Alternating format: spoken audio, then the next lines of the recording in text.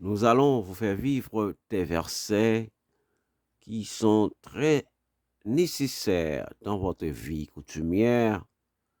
Rappelons-le bien que l'homme est un être spirituel, pas seulement matériel. Vous avez toujours besoin le psaume 23, parce que ce psaume est beaucoup plus vital. David, ce grand serviteur de Dieu, a dit, l'Éternel est mon berger, c'est-à-dire le chef de ma vie, mon guide suprême,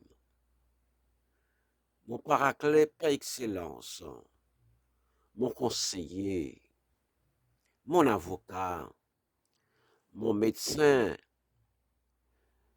le gestionnaire de ma vie. C'est lui qui prend soin de moi, c'est-à-dire qui pourvoit à tous mes besoins. Quand il dit l'Éternel est mon berger, je manquerai de rien. Quant à moi, je chanterai ta force dès le matin. Je célébrerai ta bonté, car tu es pour moi une forteresse, un refuge quand je suis dans la détresse. Psaume 59, verset 17. A-t-il raison? Quand je marche dans la vallée de l'ombre de la mort, je crains aucun mal, car tu es avec moi. Tout ce que vous demanderez avec foi par la prière, vous le recevrez. Matthieu 21, verset 22. Mais il ne faut pas demander n'importe comment. Il ne faut pas parler pour parler. Il faut parler avec ton Seigneur avec foi. C'est-à-dire, éloignez de vous toutes sortes de doutes, car le doute est le poison violent de votre vie. Il n'y a de salut en aucun autre, car il n'y a sous le ciel aucun autre nom qui ait été donné parmi les hommes, par lesquels nous devions être sauvés. Acte 4, verset 12. En effet, tel est l'ordre que le Seigneur nous a donné. Je t'établis pour être la lumière des nations, pour apporter le salut jusqu'aux extrémités de la terre.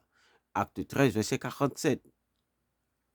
Le Dieu de toute grâce vous a appelé en Jésus-Christ à sa gloire éternelle. Après que vous aurez souffert un peu de temps, il vous établira lui-même, vous affermira, vous fortifiera, vous rendra inébranlable. 1 Pierre 5, verset 10.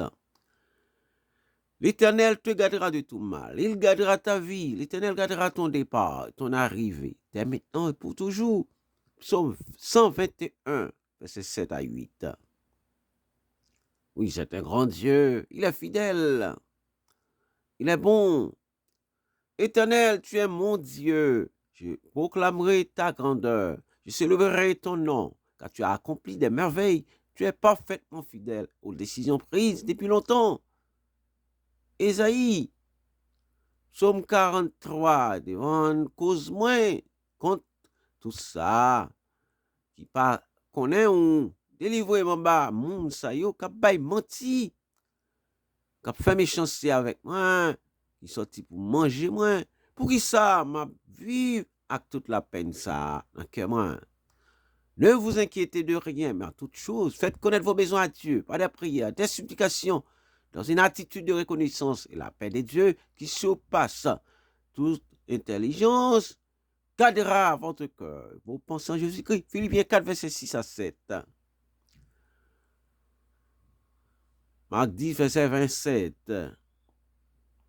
Jésus les regarda et dit, aux hommes cela était possible, mais non à Dieu, car tout est possible à Dieu. Marc 10, verset 27.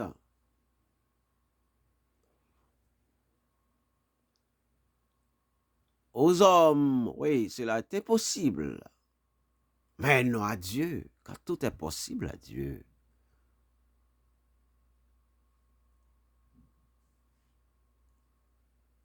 Jean 3, verset 16, car Dieu a tant aimé le monde qu'il a donné son Fils unique, afin que quiconque croit en lui ne périsse point, mais qu'il ait la vie éternelle. Je me couche et je m'endors en paix, car toi seul, ô Éternel, tu me donnes la sécurité dans ma demeure. Psaume 4, verset 8. Oui, quand vous dormez, Dieu est à votre côté. Surtout si vous vous lavez dans le sang de l'agneau, il donne pas sa protection à n'importe qui, mais surtout à ses enfants, c'est-à-dire ceux qui sont lavés dans le sang de l'agneau.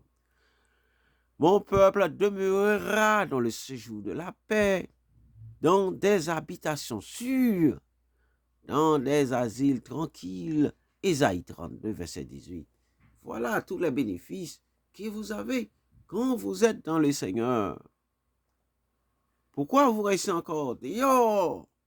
Pourquoi vous n'êtes pas dans cette pâturage pour avoir la protection de Dieu? La crainte de l'Éternel mène à la vie.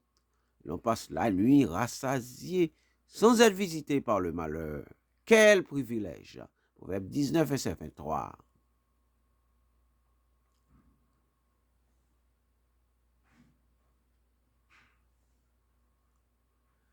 Mais celui qui m'écoute reposera avec assurance.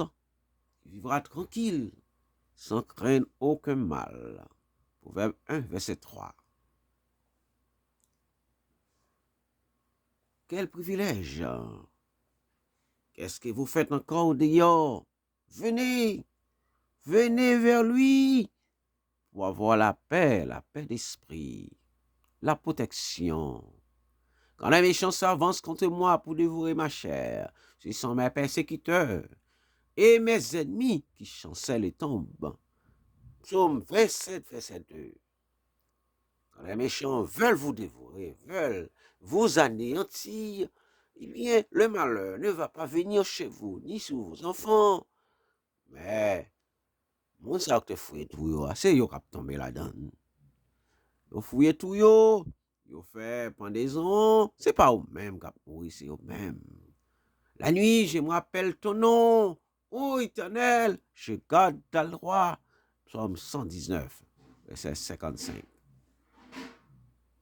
Merci d'avoir suivi l'émission du pasteur Élisée